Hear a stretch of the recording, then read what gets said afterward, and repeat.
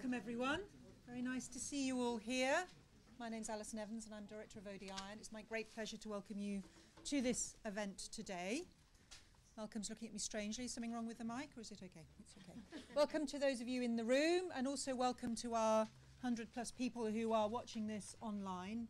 Some of you may know we now stream all our public events live and find that that not only expands our audience but also creates a much more diverse audience. So we're delighted to welcome those of you also online today. Deficit reduction, complete overhaul of the public finances. There is no plan B, there is no alternative. Or is there? I'm delighted today to welcome you to this event where we're going to discuss the output of a very eminent group of economists who've been working in international development and other areas for a very long time, entitled Be Outraged, There Are Alternatives. And this wonderfully small but powerful pamphlet, which has been produced on their behalf by Oxfam GB, sets out a very strong thesis that, yes, indeed, there are alternatives. And I'm delighted to welcome today 3 of the authors of this pamphlet, where I hope we'll be able to have an open and critical debate about some of the ideas that they're proposing here. On my far right here, Sir Richard Jolly, known to many of you, had a very eminent career within the United Nations, amongst other places, also now an honorary fellow at the Institute of Development Studies down in Sussex, and also some of you will remember one of the key authors of Adjustment with a Human Face, which was a work that actually helped to change the conversation, I think, about the austerity economics and politics of the 1980s, particularly in developing countries. So welcome, Richard. Richard's also on ODI's council, and we're very delighted that he is.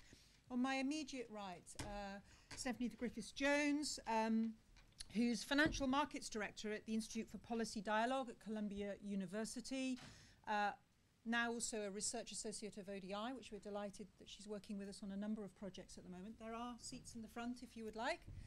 And Stephanie has really built up a fantastic reputation for herself in commenting on a whole range of issues to do with capital flows and capital market development in developing economies and emerging economies. So welcome to you, Stephanie. And on my immediate left here, Professor Frances Stewart, who has not so long ago retired as from the Department of International Development at University of Oxford and Somerville College.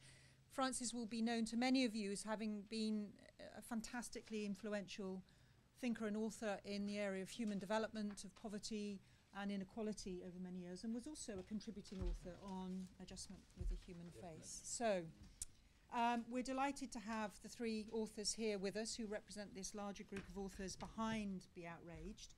I also have 2 discussants who I'll quickly introduce now before we get going. I have Celine Charveria, who's Director of Advocacy and Campaigns with Oxfam International, based in Brussels. And because Oxfam, at least Oxfam GB, was willing to publish this, we have a debt to pay Oxfam, but we're also delighted to see you here, Celine. It's not the main reason why she's here, I should say. And also Dr. Inga Kaul, who's currently adjunct professor at the Hertie School of Governance in Berlin, but many of you probably will also know her name from her long-standing work inside the United Nations. She was director of the Offices of Development Studies for a long time and also involved with the Human Development Report, and has been also a major thinker and writer on issues to do with global public goods. So we're delighted that Inga is here, and also to give some thoughts as a response to the contributions from my 3 panelists. So let's get going. We've got 3 presentations to make about different aspects of the thesis of Be Outraged. I'm going to have to keep my panelists here to fairly close time so that we make sure there's enough opportunity for all of you to engage. So with no further ado, over to you, Richard.